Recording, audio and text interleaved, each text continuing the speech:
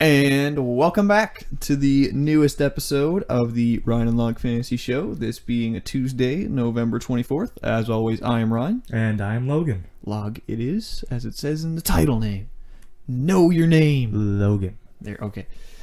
Alright, so for today's episode, we will go over Week 10 for the fantasy season, and then we will go into some waiver wire pickups for this week, whoever is there anyway. And then we will go for recap. We'll go into the preview of the Thanksgiving Day games for our American listeners. In case you did not know, we are Canadian. So for us, it's just a regular Thursday with just more football games. But for you guys, apparently it's a big deal. Yeah, it's a little bit sad we don't get two Thanksgivings here. I would take 2 Thanksgivings, and I would just take the whole day off to watch football. I mean, I'll probably do that anyway. So. You're lucky you just get to do that anyway. But people like me who have to work till 4 o'clock and maybe catch the end of the second game and then third game. Yeah. Hopefully we do get that third game. It's a little bit up in the air right now. Yeah, I guess we can go start. Let's actually start with some COVID. The COVID for the fantasy football season. Of course, it hit me this week for the first time with Adam Thielen of the Minnesota Vikings going on the COVID list. As of right now, as I said, which is 4:44 on November 24th, on Tuesday, we don't know yet if that is a close contact COVID precaution or if he's actually COVID positive. So for anybody who owns Adam Thielen like myself, you are hoping that it's just a close contact because it would make him eligible to come back for Sunday. But if he's COVID positive, then he would have to miss Sunday's game against Carolina. And then for the Ravens, we have J.K. Dobbins and Mark Ingram who have it? Yep, both of them. I believe they're both positive tests too, so they're already ruled out for this week. Hopefully we'll see them back in a couple weeks. Yeah, for sure. Hopefully it's nothing too serious. Other than that, I don't think we have anybody else that is too seriously caught up with COVID at the moment. Off the top of my head, I can't think of anybody. I can't think of anybody else either. So with that said, we will go into our Week 10 recap of the fantasy season. And hopefully everybody listening, if you are listening, had a successful fantasy week as myself and Log did. Very successful winners this week. You know, my team put up just a measly 140 points. You know, just a good rebound from last week. Yeah, I mean, I put up 100, but beat the best team in the league, so there you go. Can't complain too much. Can't complain. And the best team in our league, you know, he's not shy, but letting everybody know he's the best team in the league. So it's kind of nice when you can knock him down just a peg. Is he still number 1? I actually haven't looked. Yeah, he is, because the number 2 seed lost too. That sucks. I know. So it actually makes it close because now the number 3 seed is actually a game back. The number 1, number 2 seeds in our league just run away with it all year. So now to have an actual 3rd seed that is actually could have the chance to unseed the number 2 would be hilarious. Yeah, I mean we have the top 2 teams get the bye, so that fight for the last bye will be interesting. Be very interesting. All right, so let's start. What were some of the shockers for you for Week 10? Was there anything that you were hoping or think was going to happen and just never did? For fantasy reasons? Mean, part of it is weather related, but seeing the Eagles, I mean, Fulgham had 1 catch. This hurts Logan because he was debating between Fulgham and Tyler Boyd and forgot to check the weather report. Yeah, it's not even so much. I mean, he had 7 targets, so that's good, but like he looked legit coming into the season, or not coming into the season, like when he took over that role. And his last 2 games, I believe it's a 1 catch in each game. It's a little bit concerning moving forward, whether you want to start him or Rager or even Goddard finally showed up. Like it makes that situation a lot more murky. Mm-hmm. Yeah, and another thing I realized with that game is the Cleveland Browns have had no luck for good weather games this year. It's like it almost feels like every week they play in the garbage weather. But the thing with them is they win all those games. Yeah, it benefits them because they want to run the ball, and those are running scripts when it's bad weather. Mm-hmm. Yeah, I actually just heard a report that the Cleveland Browns are going to petition the NFL to only play in bad weather games for the rest of the season because they're just that good. Because like you said, when they have Chubb and they have Kareem Hunt, if they get a chance to run the football all day, that's their dreamland. And I saw another thing, too, that just absolutely shocked me. Is because I've had Dak Prescott when he was healthy and then he got hurt. I just found out, I just read a report or saw something on Instagram, that Dak Prescott has more fantasy points than Baker Mayfield does this season to this point. In 5 weeks, Dak Prescott had more points than Baker Mayfield does currently, which is insane. His season was just crazy. It was Like, insane. he was on pace to break records in terms of like passing yardage. Oh, it was a life to have, especially for a fantasy owner like myself when I had a pretty good team. Then to have Dak Prescott do what he was doing, and just for everybody to know, Dak Prescott, his first week was 17 points. Then he had 39, 29, 38, and then he had 14 and 2.5 quarters of work. So he probably would have got up over 20 again. So it's like, yeah, if you replace Dak Prescott in that offense, oh my lord, he would have had an insane amount of points. But that's, I guess, enough of whatever. Yeah. But one thing this week that kind of surprised me was, it's not really a surprise, but the Falcons, they're who we thought they were. They're junk. But the thing that just really surprised me, I had Hayden Hurst. He was doing really good as a tight end. Fell off a cliff. Only had like 2 targets all game. Got a bagel for me. It's the second week in a row my tight end has put up a bagel, which is actually impressive more than anything else. But you realize just how bad that offense is in Atlanta when Julio's not on the field. Yeah, when he's out there, everyone's actually a pretty good option. The second he's off the field, it's terrible. I think I saw a stat, like, with Julio Jones, Matt Ryan somewhere around 25 points a game, and without him, he's like 9 or something like that.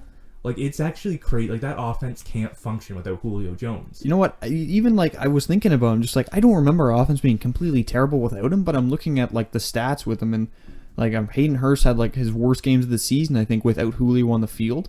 And it's like, that makes sense, because if Hayden Hurst is now the second option on that team, it's so much easier to cover. And same with Calvin Ridley. Once he goes up to the number 1 option, teams just can play it a lot easier, because they know we don't have a whole lot of options to throw to. Yeah, I don't know what it is. Like, because Calvin Ridley is a really good wide receiver. Like, you'd think he would make your offense, like, he'd be good enough to at least have a functional offense, especially with, like, the Falcons' running game has been good. Mm-hmm. It's actually had a pretty solid season, so I don't know exactly what it is, but when Julio's out there, I don't know if it's a Matt Ryan problem or if it's just they become too predictable, but that offense just stalls out. Yep. And another thing I got to ask is, can we now put Justin Herbert into the elite fantasy QB role? I mean, I think we can. He's been great. Like, he hasn't even, I don't know if he's had a bad game all season. Yeah, like, I think his first game he started, I think the lowest game he's had this year is, I believe, 17 fantasy points, if I remember correctly. He's got a game in our scoring where it's 15.7, and other than that, he hasn't been below 20. Mm-hmm. He's locked in. Like, he doesn't have the ceiling of a Kyler Murray or a Pat Mahomes. Like, he has 1 week over 30, but he's almost locked in from 20 to 30 every single week, and he's got a great schedule down the stretch. Yeah, like, for the rest of his schedule, he has Buffalo this week. Obviously, the weather could be a factor. I don't know what it's looking like for Sunday, but it's Buffalo, so you never know what to expect in about November, December. Buffalo is Same thing with New England. That's going to be all weather dependent also. That one's at home for them. So that's at home, so that doesn't matter. One's a little bit worrying with the matchup. I think that's the one game where maybe you could see him struggle, but also, I mean, Deshaun Watson just lit up New England, so... Yeah, with that offense. So if he can do it, like, Herbert can do it. Yeah. And his last 3 games are Atlanta at home, Vegas in the Dome in Vegas, and then Denver at home. So it's like, those are all, like, beautiful games to have, especially for him. So it's like, I would almost lock him in as a top 5 QB, almost top 3 QB for the rest of the season. Yeah, he's got a great schedule. He's been great. There's not a lot of situations where you're going to leave him on your bench. No, absolutely. Like, I'd be excited to be starting him rest of season. Mm-hmm. And I actually just looked at it now because I have all of the points for the last week, like top to bottom, and I had the 2nd, 3rd, and 4th players last week in fantasy. That'll get you a win. Like, that gets me a win, and you know what? That feels good. But is there anything, Logan, last week that you were disappointed with? I mean, one more thing in the last topic. We should talk about Taysom Hill. Yep. You know what? We have to talk about Taysom Hill. He looked good passing. Like, 18 of 23 passing, only 233 yards. But if you can get 233 passing yards out of Taysom Hill paired with the rushing, he's going to be great for fantasy. Oh, absolutely. And I think there's actually more of a rushing ceiling there. Like, he rushed 10 times, 51 yards. He got the 2 touchdowns, that's what made his week. But I think he will run more than 10 times a game. Oh, I think that's going to change, absolutely. He's not going to throw it as, like, that much. He's probably going to throw around the same, but like you said, he's going to rush a lot more. I feel like he's going to have the same kind of rushing attempts as, like, not as much of a Kyler Murray, but he's going to get up to that kind of player where you're going to see him roll out of the pocket a lot more than he stays in the pocket. So that's just something that is going to change. And you know what? As a Falcon fan, when I saw that Taysom Hill was going to start, I thought, we're normally afraid of the Saints. We normally don't do well against them. I was like, this is the time we can beat them. And I was like, okay, well, maybe we got a shot. And then Taysom Hill that defense, first of all, screwed us over more than the offense did. But even Taysom Hill looked comparable. Yeah, he looked pretty decent throwing the ball. Again, you don't throw 18 for 23 without throwing a fairly accurate ball. And there was at least one bad drop that I saw from Michael Thomas. So, and to put that in perspective, Taysom Hill, he was the 7th. He was fantasy player 7 for week 10. Yeah. Or was it week 11? Yeah, I think it was week 11. Week Sorry, week 7.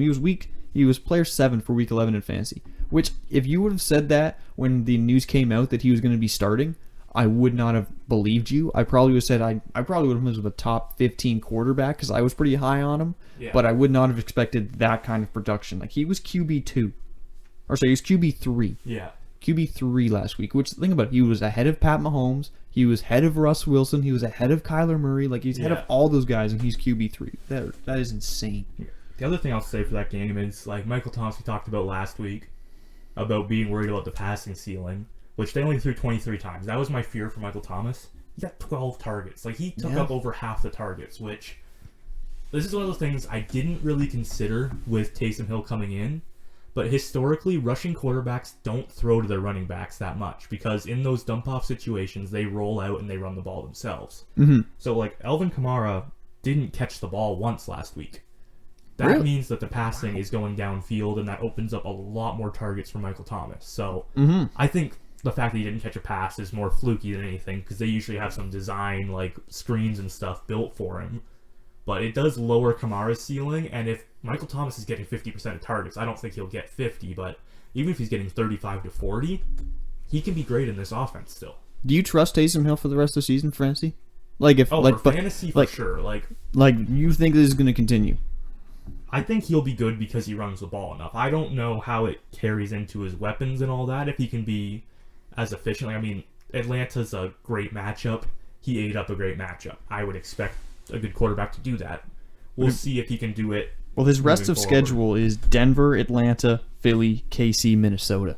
So there's nobody really there that I would be worried about that's going to stop you defensively. They're all going to be pretty much shootouts anyway. Maybe in the Denver game, that'll just kind of be whatever it is. Yeah. But, yeah, I guess I'm with you. I think Taysom Hill is kind of a guy you can start for the rest of the season if you have him. Feel pretty confident in. If you got a guy that has that kind of rushing ceiling, especially in the red zone, I think he's going to see quite a few rushing touchdowns in the same way Cam does. Mm-hmm. I think he's going to be good. I think he's a guy, he's got a floor with the rushing.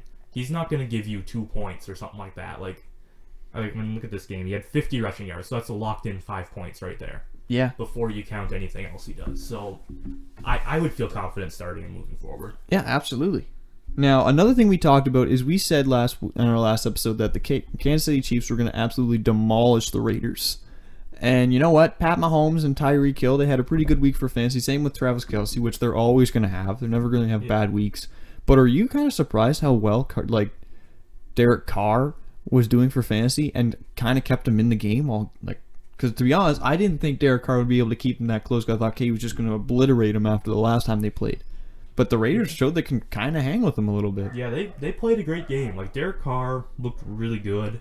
They made plays when they needed to make them. So, I don't know how much you can, like, look at that moving forward because it's the same thing they did to us last time. And Carr is kind of matchup dependent because they don't want to have to use Derek Carr. They want to run the ball, especially in the red zone.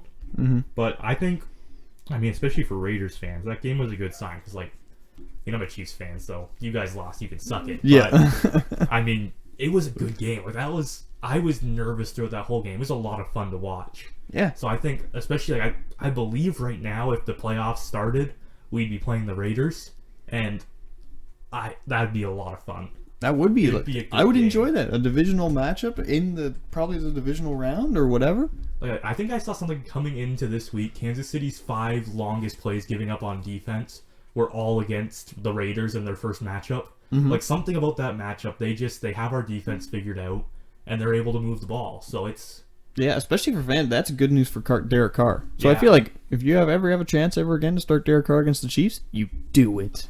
I don't know if that ever's going to work out for you, but you know what? It has two weeks that they've played him, so who knows? You know, the thing I look from that game more than anything is that if you're playing a wide receiver for them, it's Nelson Aguilar. Mm-hmm. Like, it was kind of up in the air. Like, do you start Ruggs? Do you start Aguilar? Ruggs really hasn't been getting any usage lately. Like, he got 1 target. Game before that, he got 4. Game before that, he got 3. Like, even when they need to throw the ball, he doesn't seem to be the guy they're looking to. They've been throwing a lot to Nelson Aguilar. Now, Aguilar's actually looked pretty good this year. So yeah, he's looked a lot better. That's for me. If you're betting on a guy to go off for the Raiders, I don't know how confident you could be starting any of them, but it would be Aguilar among the wide receivers. Yep. All right, so that's going to cover it for our Week 10 recap. Now we're going to quickly go into some waiver wire pickups for this week. I know this week it feels like it's one of the worst waiver wire weeks because there's nobody. It feels like there's nobody really on the waiver wire that is just a bombshell that really outperformed last week that is just on there and you just have to have. I feel like there is a couple guys that are going to be some really quiet pickups that might do really well. Yeah. So let's start with the quarterback position. Is there any guy you're looking at there? Because to be honest, my pickup of the week for the quarterback position, as terrible as it sounds, is Daniel Jones. Daniel Jones, that Giants team has looked a little bit like that defense looks good. Daniel Jones is not really great, but he's been playing average the last few weeks, and it's just based on the matchup. They're going against Cincinnati, who just lost Joe Burrow, so that offense is gonna. I feel that offense is gonna really struggle to get down the field at all. So the Giants gonna have the ball a ton in that game. Yeah. So if you have Daniel Jones, or if you can get him, I think that's gonna be a really good smash spot if you're desperate for a quarterback. Yeah, I mean, the Giants, looking at their schedule, they haven't really played anyone who's bad against the Colts. I mean, they played a couple of mediocre matchups, but it's mostly been tough matchups. So this is their first matchup where it should be like advantageous for Daniel Jones, and I don't think he's good. But again, we already talked about it with Taysom Hill. When you have that rushing baseline, and especially the ability, like Daniel Jones has already done it a couple times, go for those long rushing touchdowns. I mean, that's like to put it in gives you a good floor to work from. To put it in perspective, 3 of the last 5 weeks, he has rushed for over 64 yards. Yeah. So as a quarterback, that is something that is great. That is more than Lamar Jackson has had in most games. So that's if you can get Daniel Jones this week against Cincinnati, lock it in. I think that's going to be good. Yeah. Do you have any guy for a quarterback? My guy would be Derek Carr. I mean, we already said he looked really impressive this week. They get Atlanta. If you can play quarterback against Atlanta, you do it. Mm-hmm. Their defense, they're actually pretty good against running backs. They shut them down half decently, and they force teams to throw the ball, and they let teams throw the ball. So yeah, I would be pretty happy to start Derek Carr this week. No, and I totally agree with that. Another lock it in.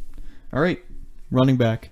This is going to be absolutely terrible, but I feel like there is one dude that you can probably get that has a very good opportunity. He's going to play a lot. Gus Edwards. Yeah.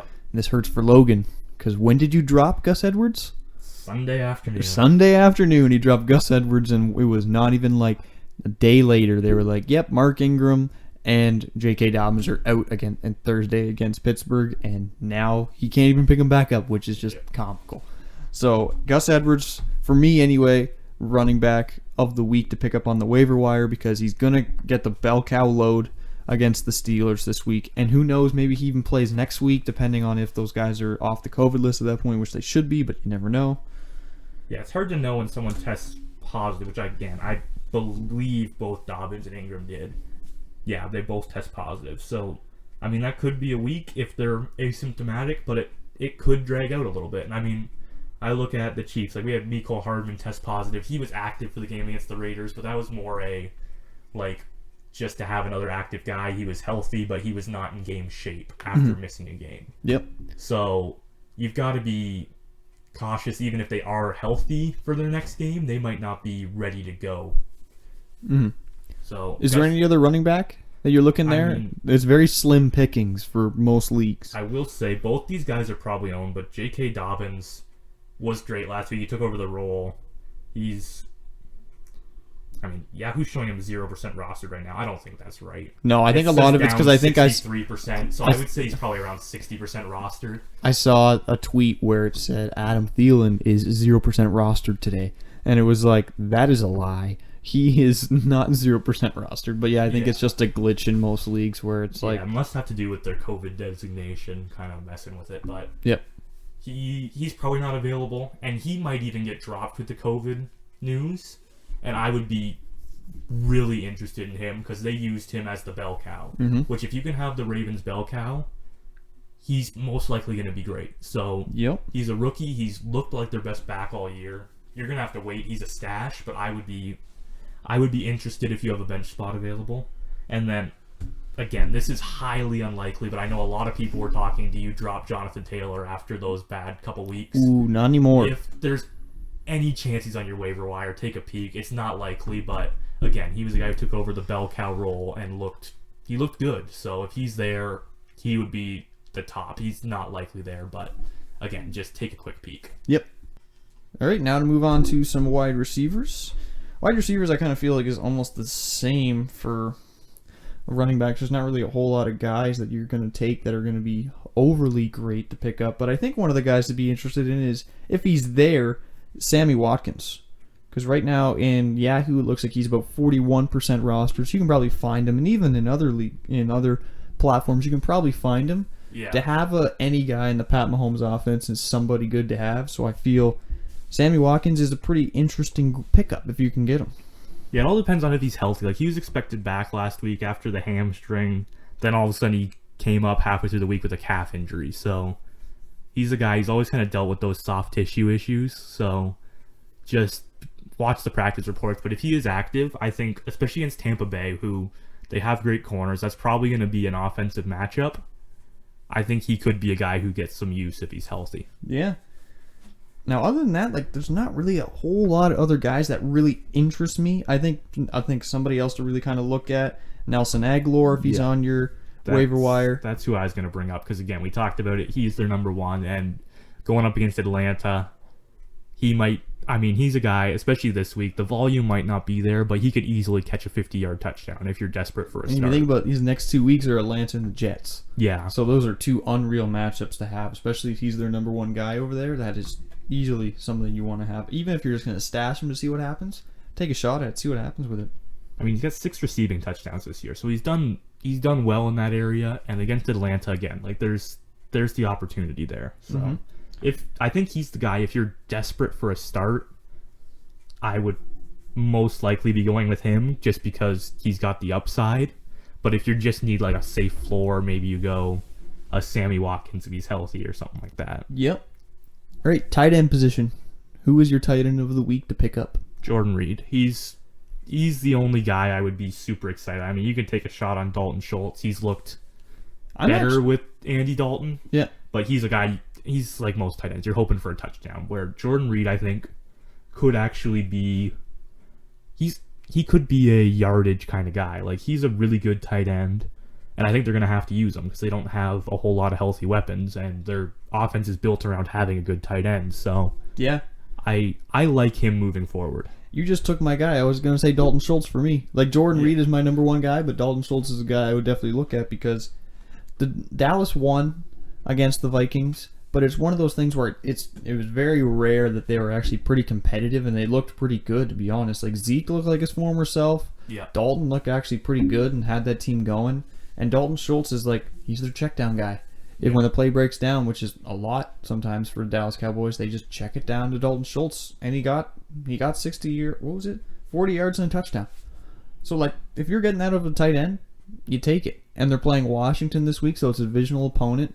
And Washington, like, they have a really good defense, but they do give up points to the tight end. Like, that's where they've given up fantasy points this year. So that is an advantageous matchup for Dalton Schultz, too. Absolutely. Yeah, that's definitely something to look at. Yeah, so that pretty much covers it. Other than the defense, is there really any defenses? If your league has defense, we will cover this because we will try to do our best to serve your needs. I mean, it's actually a pretty good week for defenses. Like, yeah. Washington is playing the Cowboys, so that's, especially with Washington's D-line against the Cowboys O-line, you're going to get some sacks there. That's actually a fairly, I would say it's a safe start, maybe not the high upside, but... Yep. The Giants at Cincinnati. Giants is my defense. That is the defense I am trying to get in the waiver wire. Because they're, like I said, like I've already said, Joe Burrow's not playing. You get the Giants defense actually look pretty good even against like Tampa Bay. They have a good defense. They have a good defense, and they're going up against Cincinnati. Like I wouldn't even be surprised if Cincinnati doesn't score a point against the Giants. It's possible because they don't have Joe Mixon either, so they don't really have anybody that they'd be leaning on necessarily. Yeah, and the defense, like for them, they've had 3 games this year for a defense over double-digit points. Which, if you're getting that out of your defense, that's an amazing week. That's a nice week, yeah. So they've been really good over the last little bit. So I'd be looking at Green Bay versus Chicago too. Like we don't even know who Chicago's going to start. Both their quarterbacks are injured right now. And I feel like this is now time to get to our sponsored ad. Hashtag free Allen Robinson. Yeah. Now that we're talking about Chicago. I've brought it up before, and I will say it again. Free Allen Robinson. Someone just gives that man a quarterback. Someone give this man a quarterback. He needs this for Christmas. So if you have a quarterback and you don't need any more, please donate to Allen Robinson. Yes. He desperately needs one. He is a wide receiver in need. And I've said this to you. I want to see him on the Jets next year with Trevor Lawrence. Ooh, That's interesting. That's the matchup I want to see him end up in. Because they've got the cap space. They need the weapons, and it would be fun to see him with that kind of quarterback. With that kind of quarterback, and if you're going into a rookie quarterback and you get Allen Robinson, like, oh my lord, that's a great weapon to have, and at least figure that out. But that is more off-season talk. This is more whatever. I just feel like we're talking Bears. You got a free Allen Robinson. That has to get out of the way. So like you said, Green Bay. I've thought about Green Bay. I actually have my third waiver claim is on Green Bay. Yeah. All my waiver claims this week are just on defenses. So if I don't get the Giants, I'm going to try to get the Rams. Yep. Which I like the Rams defense because they did pretty well against Tampa Bay. You know, they're a really good defense. Aaron Donald defense. You take that. You're guaranteed to get at least 2 to 3 sacks on a defense like that. Plus, with San Fran, they don't have a legit quarterback and weapons that are healthy. Yeah. So that game could easily, divisional opponent, all of it mixes up for the defense to have a really good week. Yeah, I like that start too. Mm-hmm. All right. So now with the waiver wire out of the way, we will get to our American friends' Thanksgiving Football Day preview. So let's start with Game 1 on the schedule, which is the Houston Texans and Detroit Lions at 12:30. Logan, what are we going to expect out of that game for fantasy? I think it's going to be a shootout. Neither of those teams can play defense, so... You've heard it here first, folks. A shootout to start Thanksgiving. I mean, I don't think Kenny Galladay is going to be healthy. He didn't practice today. Yeah, it's not a good sign for Kenny Galladay, so Marvin Jones, again, is probably... Fire up Marvin Jones. Fire him up. TJ Hawkinson. I think even Matt Stafford, if you're desperate for a QB. Like, Houston... They're not good. I don't even think if you're desperate for a QB. I think if you just you're debating on who to start. I feel like Matt Stafford has an unbelievable matchup against Houston. Yeah, like you said, I could see this being a shootout, and I think maybe Detroit has enough firepower to get over that shootout because they did it before. They've done it with Atlanta. They lost Kenny Galladay again. I think against that team in the third quarter, but they can shoot it out. Yep. That's actually a good offense. Like if Swift is healthy, you're obviously starting him there too. I don't know how much you want to start Kerryon Johnson or Adrian Peterson, especially if Swift's in, those two guys are out. Even if he is out, I'm not sure where you go with that matchup. Like it's tough to figure out. And I think for this matchup, I think the Deshaun Watson momentum continues. Oh, yeah. I think he's going to go for another 25-plus point week for fantasy. He's got some actual weapons for wide receivers. Yeah. And again, like you said, Detroit doesn't really have a real defense, so I wouldn't be surprised for him going for another top 5 QB finish at the end of the week. Yeah, and then obviously you're starting Will Fuller, Brandon Cooks you can easily fire up. Mm-hmm. The question there is, do you start Duke Johnson? Because he's been getting the work, but he has not been good. So what do you do with that? Why do I feel like we always say this every year with Duke Johnson? Like if he gets work, we're like, man, I'm excited about Duke Johnson. He might actually do a lot of work. And then once you start him, you're like, oh, he's average at best. He can't actually do the job. So it's like, I get that. Like, if you have Duke Johnson, which I know there's a friend of ours who has Duke Johnson, and he desperately needs a running back start, and he's talked to us about it, and we're like, to be honest, man, we don't know. Like, I mean, I think Detroit is a great matchup. I think if you have him and you're desperate for a start, you have to start him, because he could very easily score a touchdown or two. If he gets any pass catching, he's not going to kill you, but I don't know how much the ceiling is there, because he hasn't been effective. Like, he's not efficient. Yep. You're hoping for the touchdown and maybe a couple catches. I think this is more Deshaun Watson will run it if he has to get out of the pocket, and it's going to be a lot of Deshaun Watson throwing the football more than anything else. Yeah, and like as we said earlier with Alvin Kamara, like when you have a QB who can run the ball, they generally don't throw to the running back a ton. So you're hoping for a couple catches. You're not going to get like the J.D. McKissic 12 target game. Yeah, you're not going to get that. I would put like Duke Johnson as like maybe a low end RB2 flex play this week. Yeah, that's where I'd have him too. Yeah, like, nothing outrageous. The matchup pushes him into a start, but it's not something He could very easily drop a big deuce on your fantasy team. Yeah, he could easily drop a 3 or a 4 on you, but then I would expect him to be kind of in the 10-ish range, honestly. Like, I think with the matchup, he'll be good enough to be startable. All right, next matchup, 4:30 game, Washington versus Dallas. You know what? After Dallas's game against Minnesota, I think Zeke has another top 5 running back finish in him. I think that, like we've said, that defensive line is scary, but that team, this is a divisional game. It has very big playoff implications for the division lead. Yeah. So both these teams are going to be playing really, really hard. So I think Zeke could have another great game. Dalton finally looked he could handle this team. So and like we've said, I like Dalton Schultz this week too. And the wide receivers, like for Dallas, they actually showed up. Like CeeDee Lamb had an unreal catch for a TD. Amari Cooper actually showed up. You had Gallup show up. So I think this Dallas offense, I'm not saying for the rest of the year, but at least for this game, I think they continue what they did last week. Yeah, for me, I would only, like, for the wide receivers, I'd only be starting Amari Cooper. Like, well, if you have to bet on one, I think that's the one guy you bet on. I'm not saying start all of them, but yeah, like CeeDee Lamb, like Minnesota's a really good matchup. CeeDee Lamb got 6 targets. He caught the touchdown, which was great. I mean, that was an unbelievable catch. I can't believe he came down with that. But the yardage isn't there, the volume isn't there, and again, like we said, this Washington's a really bad matchup for wide receivers. Yeah. So I think CeeDee Lamb's a guy you can play the matchups with, and this just isn't. It isn't a great week for him. But like as you said with Zeke Elliott, he looks like if they've got their O-line stuff figured out, the offense looked half decent again. He could very easily be back into that kind of weekly top 5, top 10 running back finish where he usually is, where he just doesn't bust. Yep. That's why you love Zeke Elliott early in the first, because every single week you know you're getting 10 plus points. Yep. And I think this is the week you fire up Terry McLaurin. Oh, and he's going, well, you would fire him up anyway, but this is the week I think he finally goes off. And he has an unbelievable game. But again, it's Alex Smith, so we might not get a whole lot of downfield looks. But if he starts running some routes around 10, 15 yards, you could easily see him having a great game. Yeah, Alex Smith has actually looked half decent. Like, I don't know how much he still has left in the tank, but he's been they've been moving the ball there. So I mean, Terry McLaurin is just too good to leave on your bench. He's a guy you got to start every week. The running backs, I don't know what you do with J.D. McKissic at this point. He's getting catches, but unless you're getting the full PPR, he's not really doing anything with them. Yeah. Which is tough. And Antonio Gibson, you're going to start. He's been great. All right, moving on to the marquee matchup of Thanksgiving, the 8:20 start.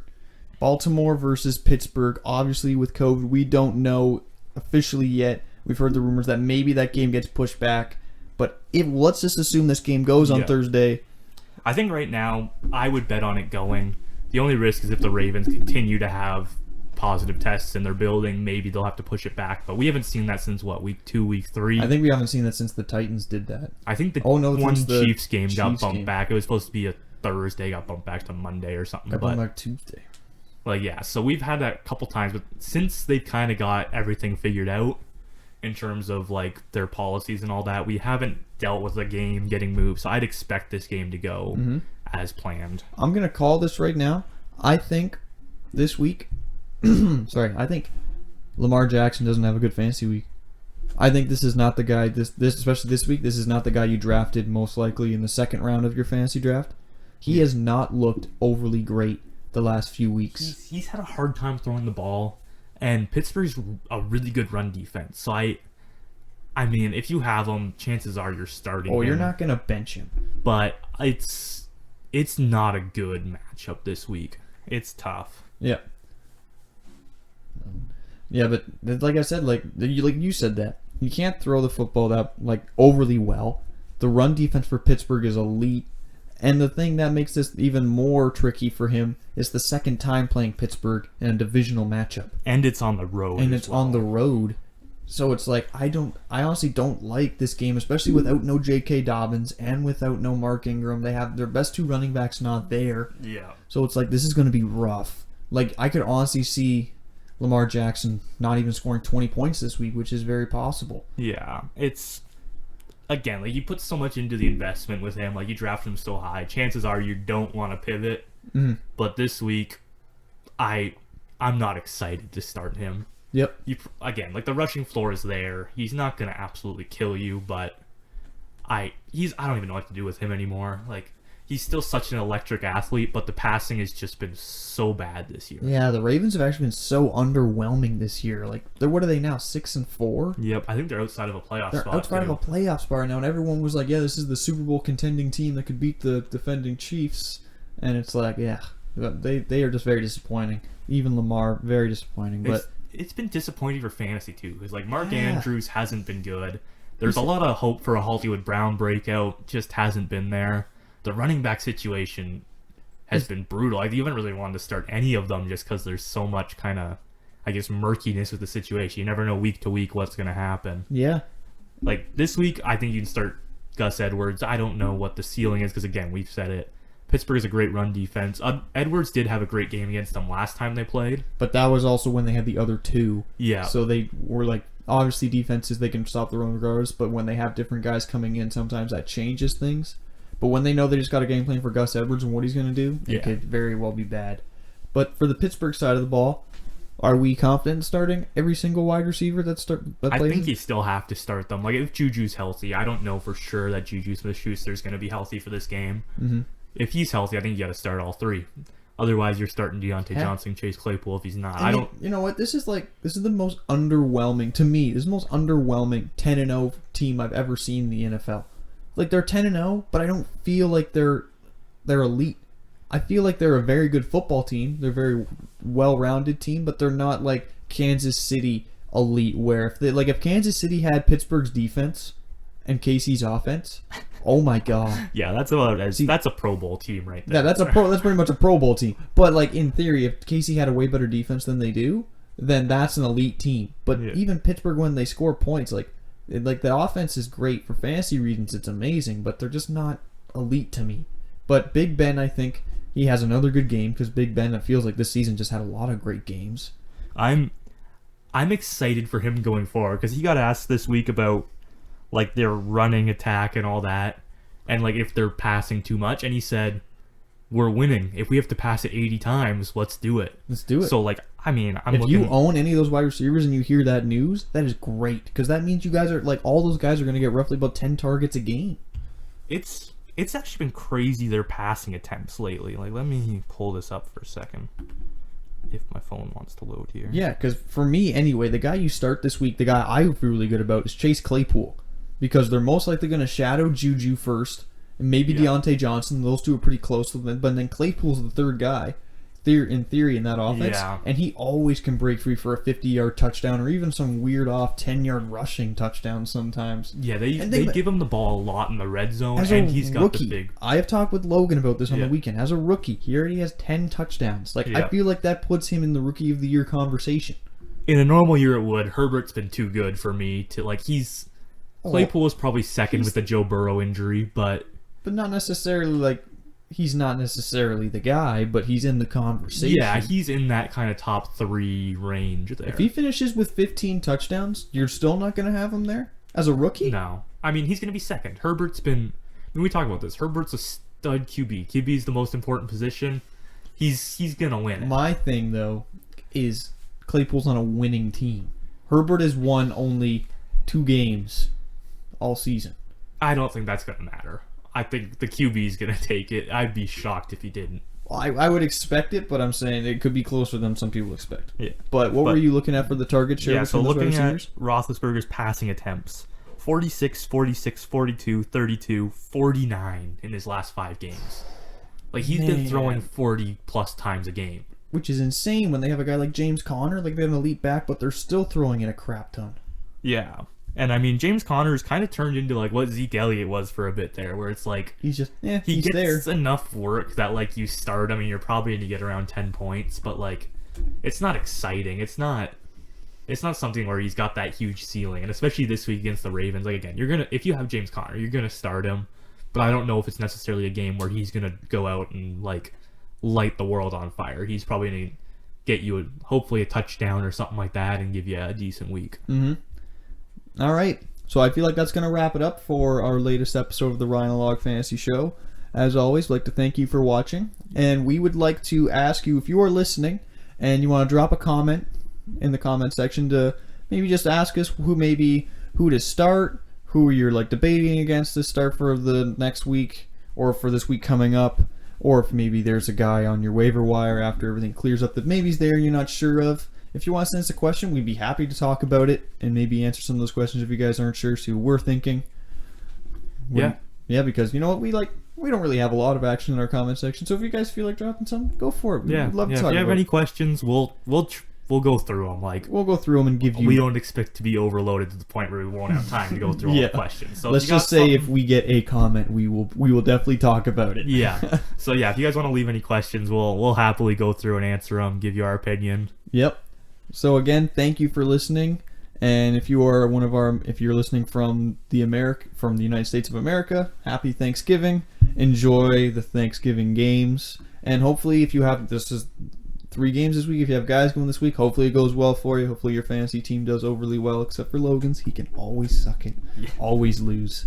So again, if you please hit the subscribe button and the like button, greatly appreciated as well. Also hit the notification bell so you don't miss any of our new videos.